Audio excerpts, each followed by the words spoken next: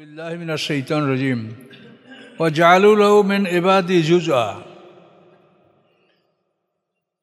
আল্লাহ তাআলা বলছেন যে মুশরিকরা আল্লাহর বান্দাদের একটা অংশকে তার সাথে অংশীদার সাব্যস্ত করছে। আল্লাহর বান্দাদের এক অংশ, এই বান্দারা কারা? যেমন ঈসা আলাইহিস সালাম, তাকে আল্লাহর পুত্র বলছে। ওয়াদ আলাইহিস সালামকে ওরা আল্লাহর পুত্র বলছে। ফেরেশতাদেরকে আল্লাহর কন্যা বলছে। এগুলি সবই আল্লাহর গোলাম, কিন্তু এই গোলামদের এক অংশকে তারা আল্লাহর শরীক বা অংশীদার হিসেবে ঘোষণা করছে। এটা বড় জুলুম, অত্যাচার, মিথ্যা। এই জন্য আল্লাহ বলেন, ইন্নাল ইনসানা লা কাফুরুম মুবিন, নিশ্চয়ই মানুষ প্রকাশ্যে অকৃতজ্ঞ। আমাত্তাখাযা মিম্মা ইয়াখলুকু বানাতেন ওয়াসফাকুম বিল বানিন। আল্লাহ বলেন, প্রশ্ন করছেন যে আল্লাহ তাআলা তার সৃষ্টির মধ্যে হতে কন্যা সন্তান কি তার জন্য নিজে মনোনীত করেছেন? ফেরেশতারা তো আল্লাহর ফেরেশতা, তাদেরকে মুশরিকরা বলে এরা আল্লাহর কন্যা, মেয়ে, নাউজুবিল্লাহ। তো আল্লাহ বলেন, আল্লাহ তাআলা তার সৃষ্টি হতে কন্যাদেরকে গ্রহণ করেছেন, যে আল্লাহ তাআলার কন্যা। ও আসফাকুম বিল বানিন, আর তোমাদেরকে পুত্র সন্তান দিয়ে আল্লাহ সম্মানিত করেছেন। পুত্র সন্তান তোমাদের আর কন্যা সন্তান আল্লাহর। এটা আল্লাহ অনুযায়ী বলছেন যে কিসমাতুন দিজা, এটা একটা বেইনসাফি ভাগ। এই ভাগটা যে তোমরা করলে এটা একটা অন্যায় ভাগ, বেইনসাফি ভাগ, এটা কিসমাতুন দিজা। আল্লাহ বলেন, তোমরা আল্লাহর জন্য রেখেছো কন্যা সন্তানদেরকে আর পুত্র সন্তান তোমাদের। তো আল্লাহ বলেন, ওয়াইজা বুশিরা আহাদুম বিমা যরাবাল রহমানে মাসালা,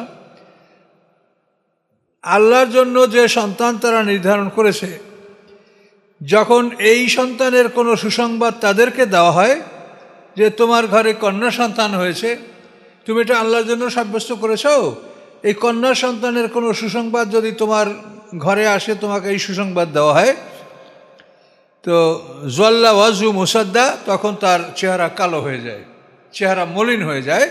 হুয়া কাজিম, এবং সে দুঃখে তার হৃদয়টা পরিপূর্ণ হয়ে যায়। কন্যা সন্তানের খবর কেন আসলো?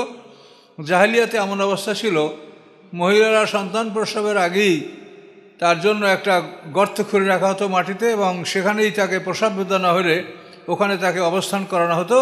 কন্যা সন্তান হলে ওই সন্তান হওয়ার সাথে সাথে এই গর্তে তাকে দাফন করে তাকে ওখানেই কবর দিয়ে দেওয়া হতো।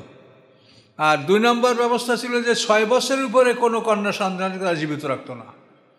6 বছরের মধ্যেই তাদেরকে যে কোনোভাবে পিতা তাকে মরুভূমিতে নিয়ে তার জন্য গর্ত করে সেই গর্তের মধ্যে ফেলে দিয়ে বালু পাথর দিয়া তাদেরকে চাপা দিত। এ ধরনের জুলুম অত্যাচার কন্যা সন্তানদের উপরে জাহেলিয়াতে ছিল। সেই কথাটা আল্লাহ বলছেন যে কন্যা সন্তানের সুসংবাদ তাদের কাছে আসলে তাদের চেহারা মলিন হয়ে যায় এবং তারা দুঃখে বেদনায় ভরপুর হয়ে যায়।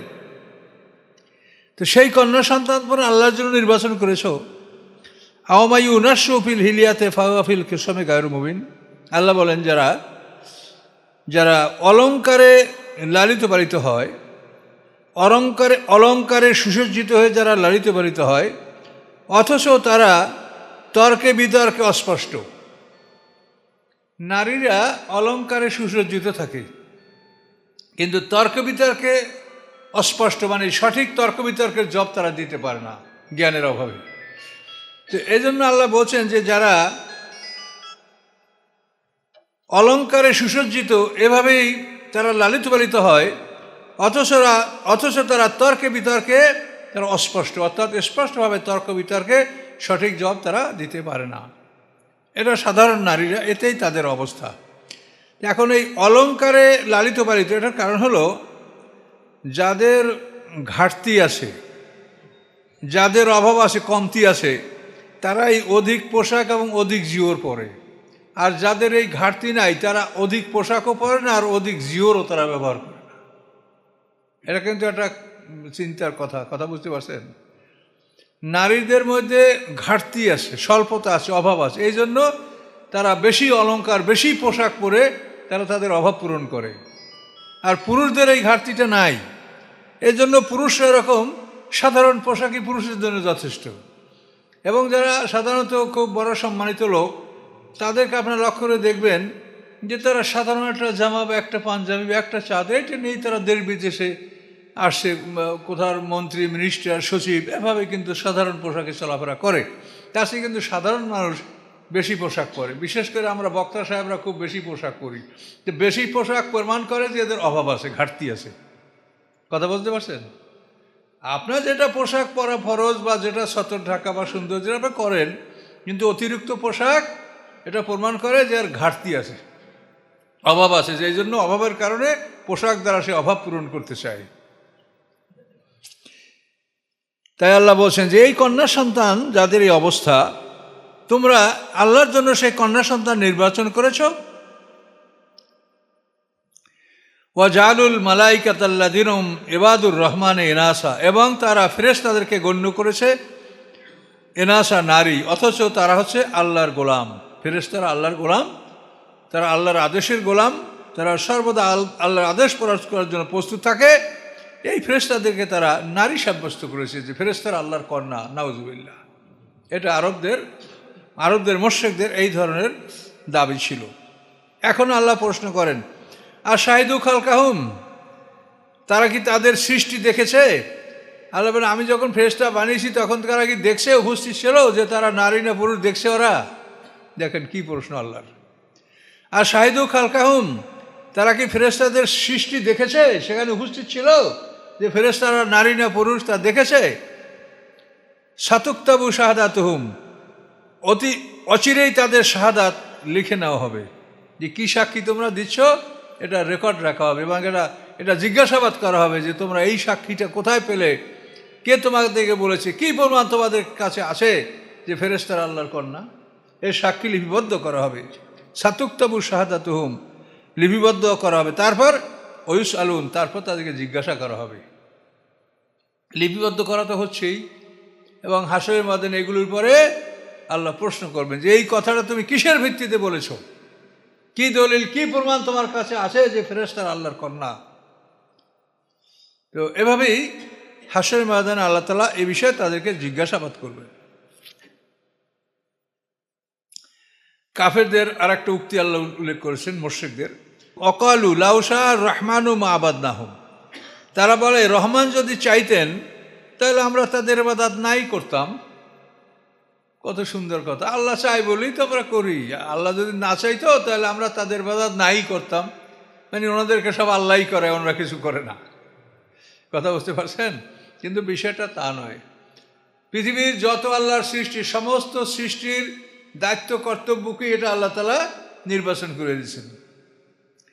ফেরাউন যখন মুসা আলাইহিস সালামকে জিজ্ঞাসা করে, আমার রব্বুকুমা ইয়া মূসা, এ মূসা তোমরা দুই ভাইয়ের রব সে কি, কেমন? এটা যখন ফেরাউন প্রশ্ন করলো, তখন মূসা আলাইহিস সালাম জবাব দিলেন, রব্বুনাল্লাযী আতা কুল্লা শাইইন খালকাহু সুম্মা হাদা, আমাদের রব হলেন তিনি যিনি সমস্ত সৃষ্টিকুলকে তিনি সৃষ্টি করেছেন এবং তাদেরকে হেদায়েত দিয়েছেন। সৃষ্টি করে বলেছেন তুমি কি এই কাজ করবা। শুধু মানুষকে এটা আল্লাহ কম্পালসারি করে দেয়নি, স্বাধীনতা দিয়েছে, জ্ঞান দিয়েছে, আসমানি কিতাব দিয়েছে, আলো দিয়েছে, পরিষ্কার করে পথ দেখিয়ে দিয়েছে, আর বলছে তুমি তোমার পথ বেছে নাও। এই শুধু মানুষকে, এই মানুষ ছাড়া অন্য সমস্ত সৃষ্টিকে আল্লাহ সৃষ্টি করেছেন এবং দায়িত্ব কর্তব্য বুঝিয়ে দিয়েছে, এটাই তোমাকে করতে হবে, এটাই তারা করবে। শুধুমাত্র মানুষকে আল্লাহ স্বাধীনতা দিয়েছে, সম্মান দিয়েছে, এটা আপনাকে বুঝিয়ে নিতে হবে। কাজে এটাকেও যদি এখন আপনি মানে উজাড় করে দিয়ে পরাধীন হইতে চান যে মানে এটা আল্লাহ করায় বলে আমরা শিরক করি, তা আল্লাহ খাওয়ায় বলে আপনি খান, হ্যাঁ, আল্লাহ ঘুমাতে দেয়, আল্লাহ ঘুমান, তাই ঘুমান, আল্লাহ সব করে। এটাকে এই মতবাদ যারা পোষণ করে তাদেরকে বলা হয় জবরিয়া। জবরিয়া অর্থাৎ যে মানুষ অসহায়, এর কিছু করার নাই, যেমনি নাচাও তেমনি নাচে, পুতুলের কি দোষ। কথা বলতে পারছেন?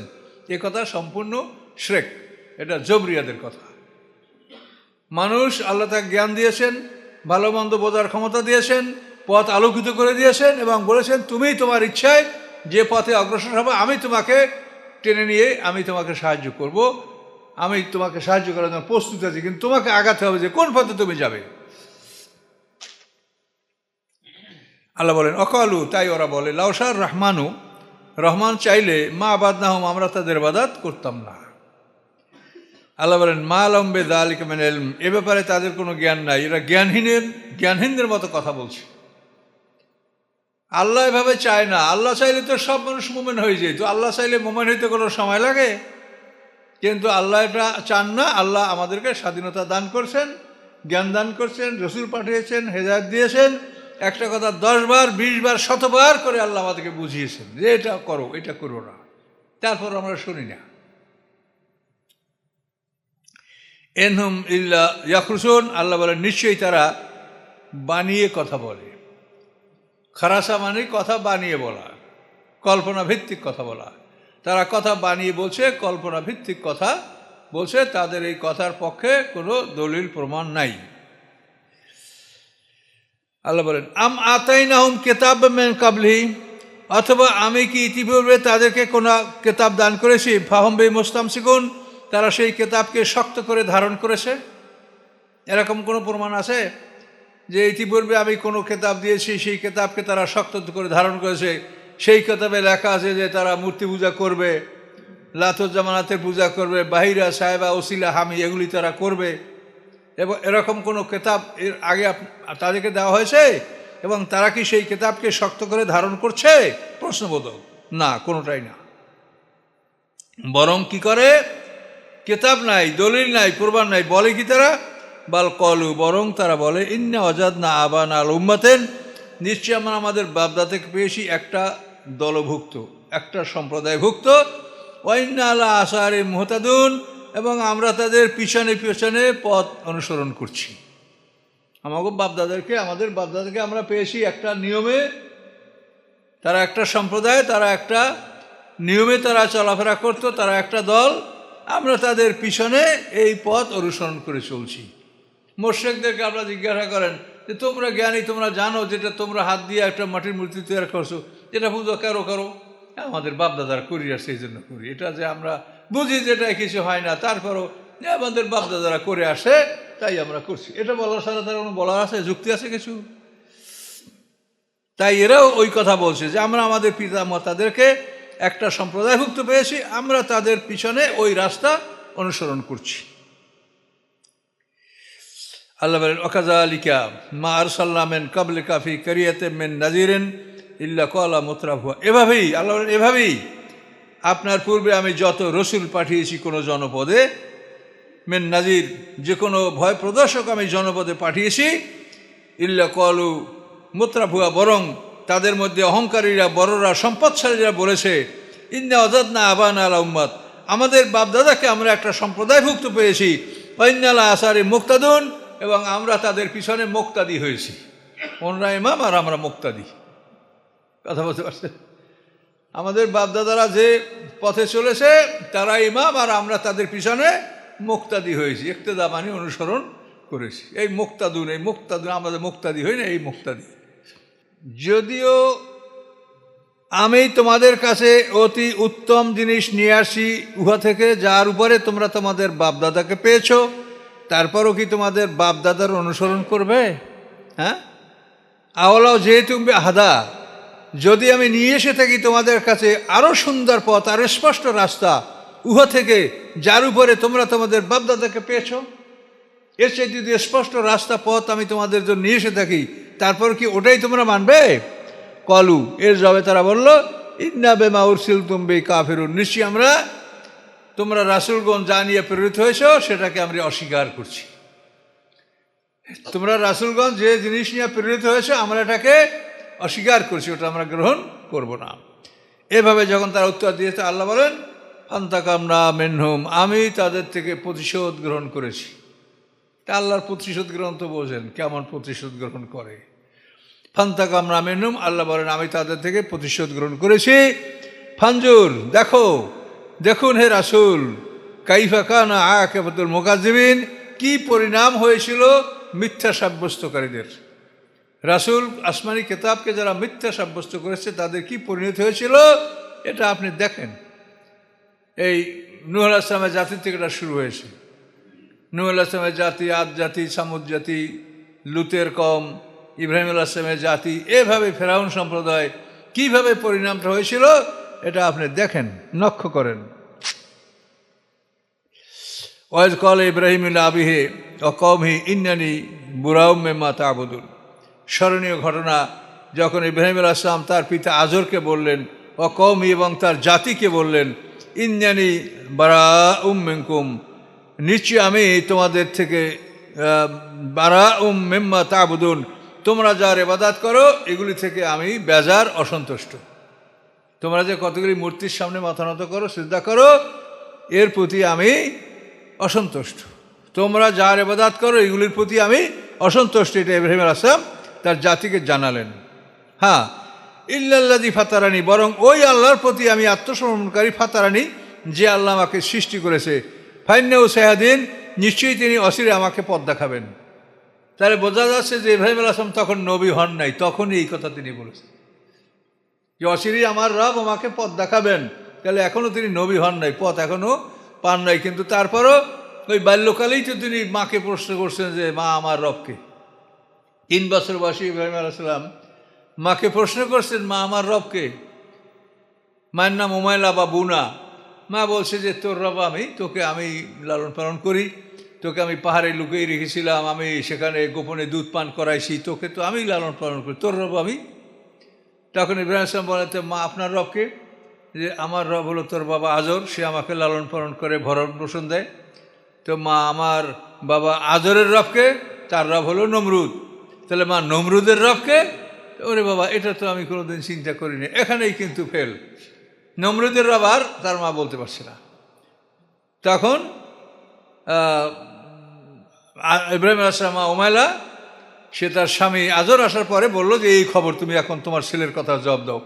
তখন আজর ঘাবড়ায় গেল যে এই গোটা জাতি, যে নমরুদ যে মানে পরিবার পরিজন থেকে বিচ্ছেদ হয়ে 6 মাস ছিল, গোটা জাতিকে পৃথক রেখেছিল যেন এই সন্তান জন্মিতে না পারে, তাই না? নমরুদের স্বপ্নের যে ফলাফল, পূর্ব আকাশে তারকা উদিত হয়েছে, তারকার আলোতে গোটা পৃথিবী আলোকিত হয়ে গেছে এবং চন্দ্র সূর্যের আলো স্তিমিত হয়ে গেছে, এই স্বপ্ন দেখার পরেই তো নমরুদ দরবারে প্রশ্ন করছিল। তখন ওরা বলছিল যে আপনি আজকে স্বপ্ন দেখছেন, এই বছর শেষ হতে না হতে আপনার এই রাষ্ট্রে আমার একটা সন্তান জন্মগ্রহণ করবে, তার দিন সারা পৃথিবীতে ছড়িয়ে পড়বে এবং তার হাতে আপনার সমাপ্তি ঘটবে, আপনার পতন ঘটবে। এরপরে কিন্তু নমরুদ তার জাতিকে বলছিল যে তোমরা পৃথক হয়ে যাও, স্বামী স্ত্রী পৃথক থাকো, আমি পৃথক থাকবো। সেই কথা আজর মনে করলো যে যে জন্য জাতি এত পরিশ্রম করলো, তো সে আমার ঘরে কি সেই ছেলে হলো? রাগ করিয়া আজর ইব্রাহিম আলাইহিস সালামকে একটা চর মেরেছিলেন। এই বেটা, নমরুদের কথা বলতে হয়, সে সবার রব, বোঝেন নাই? এখন বলতে না পারলে তো রাগ করিয়া মারা ছাড়া কিছু আর থাকে না। কথা বুঝতে পারছেন? তো এভাবে ইব্রাহিম আলাইহিস সালাম সত্যের অনুসন্ধান করতেছিলেন। চাঁদ দেখে, তারকা দেখে, চাঁদ দেখে, সূর্য দেখে তিনি সত্যকে অনুসন্ধান করতেছিলেন। এই জন্য ইব্রাহিম আলাইহিস সালামকে বলা হয় হানিফ, ইনকুইজিটিভ, যিনি অনুসন্ধিৎস, সত্যকে যিনি অনুসন্ধান করতেছিলেন। তো এজন্য আল্লাহ তাআলা বলেন যে ইব্রাহিম আলাইহিস সালাম বললেন যে আমাকে যে আল্লাহ সৃষ্টি করেছে আমি তারই ইবাদত করব। ফাইন্নাহু সায়াহদিন, নিশ্চয়ই সে আল্লাহ আমাকে অচিরেই হেদায়েত দান করবেন, পথ দেখাবেন, আমাকে আসমানি কিতাব দান করবেন।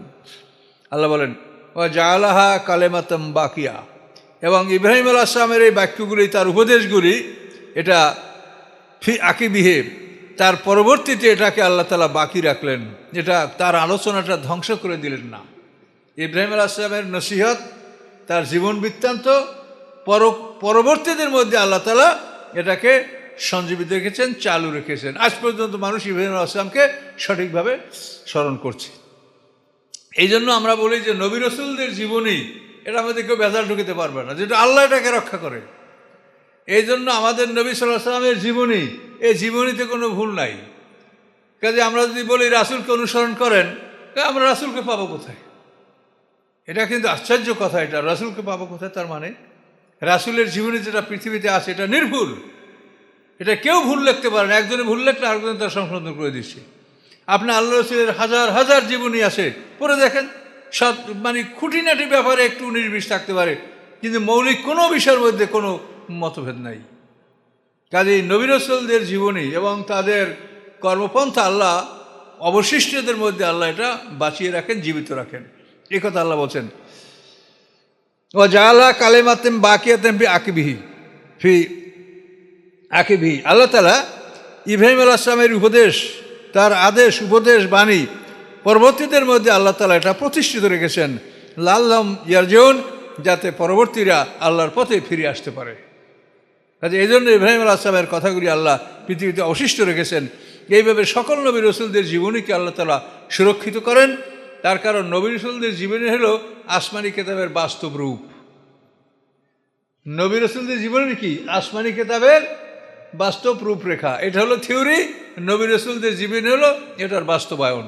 এই জন্য নবী রসুলদের জীবনে কোনো বিকৃতি ঘটে না, এটা ঘটতে আল্লাহ দেন না, এটা সঠিক থাকে। আল্লাহ বলেন, বাল মাত্তা তো হা উলায় ও আবাহুম হাত্তা জাহমুল হাক্কু আর রাসূল মুবিন।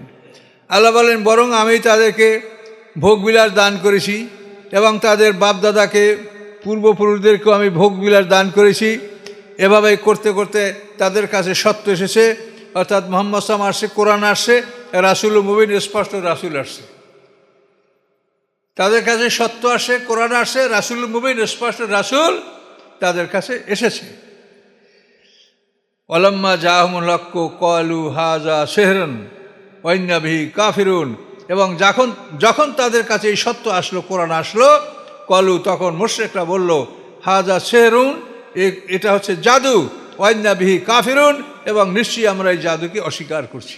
কোরআনকে তারা জাদু বলল, মোকাবেলা করতে পারে না, কোনোভাবে সমকক্ষটা আয়াত আনতে পারে না, সূরা আনতে পারে না, তাহলে কি এটা জাদু? এভাবে জাদু বলে তারা কোরআনকে প্রত্যাখ্যান করল। ওয়া ইন্না বিহি কাফিরুন, আর আমরা এই কোরআনকে অস্বীকার করছি, অবিশ্বাস করছি। অকল, এবং তারা এও বলে, লাউলা নুজ্জিলা হাযাল কোরআন রাজুলুম মিনাল কারিয়াতাইন আযীম। এই কোরআন কেন নাযিল করা হলো না দুইটা জনপদের, দুইটা বড় লোকের উপরে? দুইটা জনপদ মক্কা এবং তায়েফ। তো মক্কার জনপদে বড় লোক হলো ওলীদ ইবনে মুগীরা, আর তায়েফের জনপদে বড় নেতা ছিল উরওয়া ইবনে মাসউদ। এখন ওদের কথা হলো যে আমরা এই দুই নেতা যা বলে তাই মানি, নেতার যা বলে আমরা তাই। এটা কিন্তু এখন সমাজে ব্যাপক এটা আছে, যে ও কে নাকে আমরা বুঝি না, আমাদের নেতা মুখ, উনি যা করেন, যে দল করেন, যখন যা বলেন আমরা তাই মানি। এরকম কিন্তু অন্ধভক্ত হয়ে এটা এখনও সমাজে বিদ্যমান আছে, বহু আছে। তো এই জন্য ওরা বলে যে আমরা এই দুই নেতাকে মানি। তো এই দুই নেতার যে কোনো এক নেতার উপরে যদি কোরআন নাজেল হইতো তাহলে আমরা এটা মেনে নিতাম। কেন নাজেল হলো না এই জনপদের দুইটা বড় লোকের কোনো একটা লোকের উপরে কোরআন কেন নাজেল হলো না? এটা হলো তাদের দাবি। কিন্তু পরবর্তীতে আল্লাহ তাআলা ওলীদ ইবনে মুগীরার ইতিহাস কোরআনে তুলে ধরলেন যে এটা হারামজাদা। তাহলে এখন তোমরা নবী বানাইতে চাইছো কাকে? হারামজাদাকে। তোমরা জানো নবী হওয়ার যোগ্যকে? মুহাম্মদ সাল্লাল্লাহু আলাইহি ওয়াসাল্লামের আল্লাহ যে ধৈর্য, যে সহিষ্ণুতা তাকে দান করেছেন, এইটা যদি মুহাম্মদ সাল্লাল্লাহু আলাইহি ওয়াসাল্লামকে আল্লাহ যে ক্ষমতা দিয়েছেন, এই ক্ষমতা যদি আবু জাহেল বা ওলীদের থাকতো তাহলে তো দুনিয়া সব মানুষ মারি ফেলাইতো। কি তায়েফে আল্লাহ রসুল ক্ষতবিক্ষত হয়ে গেলেন, আল্লাহ ফেরেশতা পাঠাই দিলেন। কি ফেরেশতা? পাহাড়ের ফেরেশতা, যারা পাহাড় পরিচালনা করে। বললেন যে এই আকশাবাইন পাহাড় ওদের মানে তায়েফের দুই প্রান্তে আপনি আদেশ দিলে এই পাহাড় দিয়ে আর পিষে তাদেরকে মারি ফেলানো হবে। আল্লাহ রসুল খুব খুশি হলেন, বললেন যে আমি অত্যন্ত সন্তুষ্ট যে আল্লাহ তাআলা আমার কার্যক্রম পর্যবেক্ষণ করছেন, দেখছেন, কাজে আমি এদেরকে মারব না। আমি আশা করব এরা মুসলমান হবে, আর যদি না হয় তাদের পরবর্তী বংশধররা ইমানদার হবে, আমি এদেরকে ধ্বংস করব না। তো এত বড় ক্ষমতা পেয়ে যে আল্লাহ রসুল প্রতিশোধ গ্রহণ করেন না, এটা ওরা করতো? হ্যাঁ, ওরা তো সুযোগ পাইলে মানুষ সব মারি ফেলাইতো। এই জন্য আল্লাহ বলেন যে রাসূলকে হবে, এটা তোমরা নির্বাচন করতে পারো না, এই ক্ষমতা তোমাদের নাই, এই জ্ঞান তোমাদের নাই। কাজে রাসূলকে হবে সেটা আল্লাহ ভালো জানেন যে কোন ব্যক্তি রাসূলের যোগ্য, রিসালাতের যোগ্য। আল্লাহ তাআলা তাদেরকে সৃষ্টিগতভাবেই তাদেরকে সুন্দর করে সৃষ্টি করেন। এখন আল্লাহ জবাব দেয়, আহম ইয়াকসিবুনা রহমাতে রাব্বিক, রবের রহমত কি তারা বন্টন করবে? কি সুন্দর কথা দেখেন তো, যে রবের রহমত কি ওরা বন্টন করবে? আমার রহমত ওরা ভাগ করে যা কিসে তাকে দিবে? না, আমার রহমত আমি বন্টন করব। কোনটা? ওরা কি বন্টন জানে? ওরা তো ন্যায় বিচার করতে জানে না। তা আল্লাহ বলেন তারা কি রবের রহমত বন্টন করবে? আল্লাহ বলেন রহমত তোমরা আমার বন্টন করবা, কিন্তু আল্লাহ বলেন নাহনু কাসামনা বাইনহম মাইশাতাহুম ফিল হায়াতিদ দুনিয়া, আমি তো দুনিয়ার জীবনে তোমাদের খাদ্য বন্টন করে দিচ্ছি। আমি তোমরা কি খাবে পড়বে, তোমাদের খাদ্য বন্টন আমি করছি। তোমরা কি আমার রহমত বন্টন করার ক্ষমতা রাখো? যে নবী কাকে বানাতে হবে তোমরা সিলেক্ট করবা? আল্লাহ বলেন আমি তো তাদের রেজেক বন্টন করি, আমি রেজেক বন্টন না করলে তোমরা এটাও খেতে পারবে না সঠিকভাবে। আমি তাদের জীবিকা বন্টন করছি দুনিয়ার জীবনে। ও রাফানা বাজম ফাউকা বাজ, এবং তাদের এককে অপরের উপরে আমি প্রাধান্য দিয়েছি দরাজাত বহুগুণে।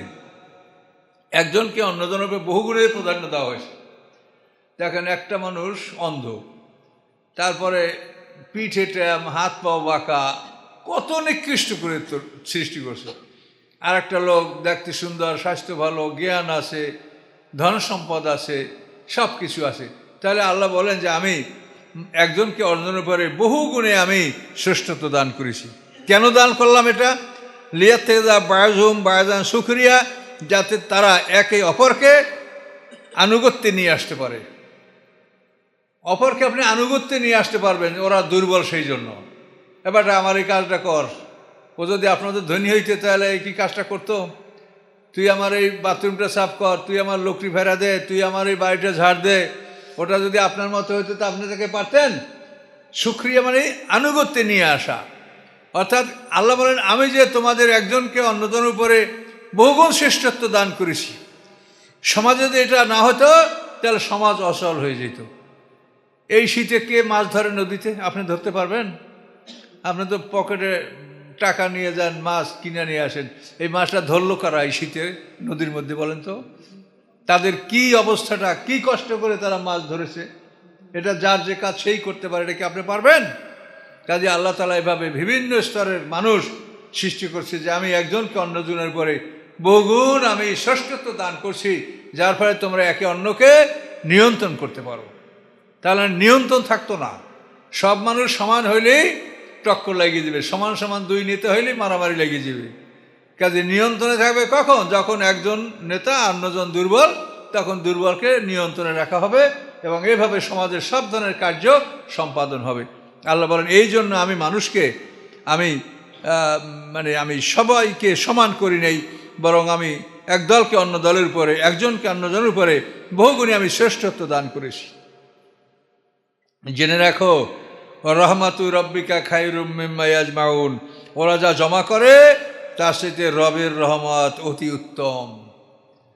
আল্লাহর রহমত মানুষ যা জমা করে পৃথিবীতে ধন সম্পদ, এর চাইতে রবের রহমত অনেক উত্তম। রবের রহমত কি? এই রহমত হচ্ছে কোরআন।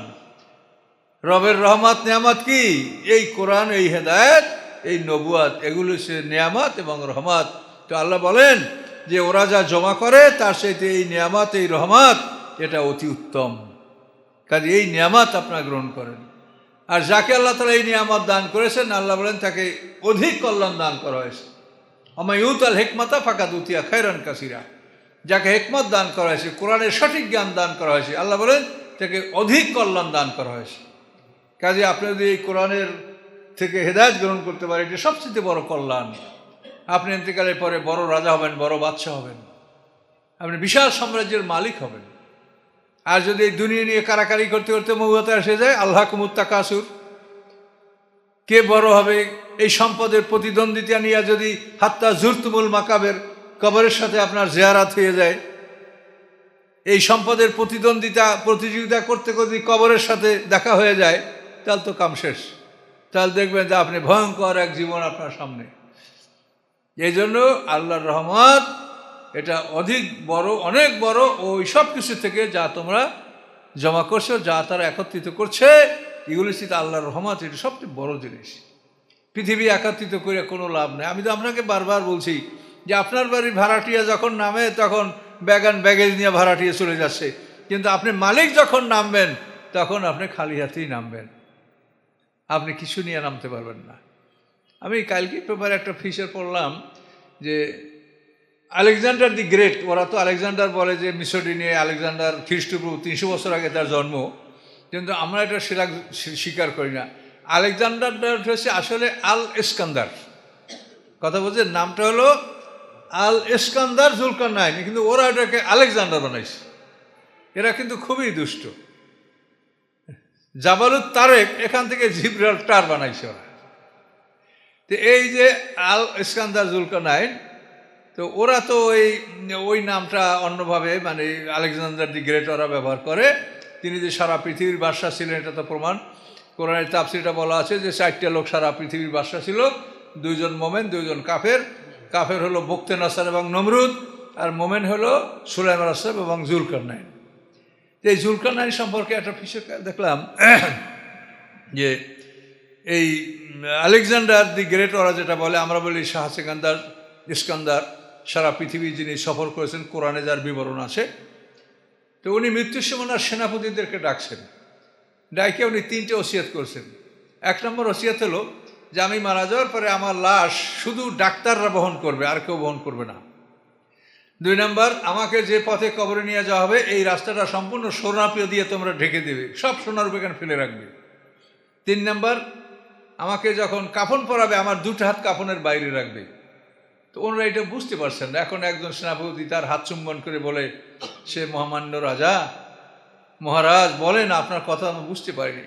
তখনই বলছেন যে আমার কথার অর্থ হলো যে ডাক্তাররা আবার লাশ বহন করবে, তার কারণ হলো যে মানুষ বাঁচার জন্য ডাক্তারের কাছে যায়, কাজে এটা প্রমাণ হবে যে ডাক্তাররা কাঁধে করে লাশ নিয়ে যাচ্ছে, ডাক্তাররা মানুষ বাঁচাতে পারে না। বুঝতে পারছেন? এই জন্য আমার লাশ ডাক্তাররা বহন করবে, অন্যরা যেন বহন না করে। দুনিয়া মানুষ দেখবে যে ডাক্তারের পিছনে তোমরা কত লক্ষ খরচ করছো, কিন্তু ডাক্তাররা মানুষ বাঁচাতে পারে না। 2 নম্বর, সোনারূপা সব রাস্তায় ফেলে রাখবা, তার কারণ এই সোনারূপা কোনো কাজে আসে না। এটা তোমরা দেখবা যে সোনারূপার কোনো উপকারিতা নাই, এটা ফেলে রাখো তোমরা, দেখবে মানে এটার কোনো উপকারিতা নাই। আর আমার হাত 2টা বের রাখবে, কাফনের বাইরে রাখবে, যেহেতু আমি এই সব 7 একলিম, যেটা একেবারে 7টা মহাদেশের আমি বাদশা, আমি খালি হাতে যাচ্ছি, আমি কিছু নিয়ে যাচ্ছি না, কাজেই সবাই পৃথিবীতে খালি হাতে যাবে, এটা বোঝানোর জন্য আমি আমার হাত 2টা বাইরে রাখবো, বাইরে তোমরা রেখে আমাকে কাফন পরাইও। ইস্কান্দার জুলকারনাইন, আমরা ছোটকালে গজল গান গাইছি, কাফনের বাইরে রাখো 2 হাত, 7 একলিমের বাদশা ছিলেন সিকান্দার। আমরা ছোটকালে এর গজল গান আমরা গেয়েছি। তো যাই হোক, আল্লাহ তাআলা বলেন যে ওরা যা জমা করে তার সাথে রবের রহমত অতি মূল্যবান, অতি সুন্দর এবং অতি লাভজনক বস্তু।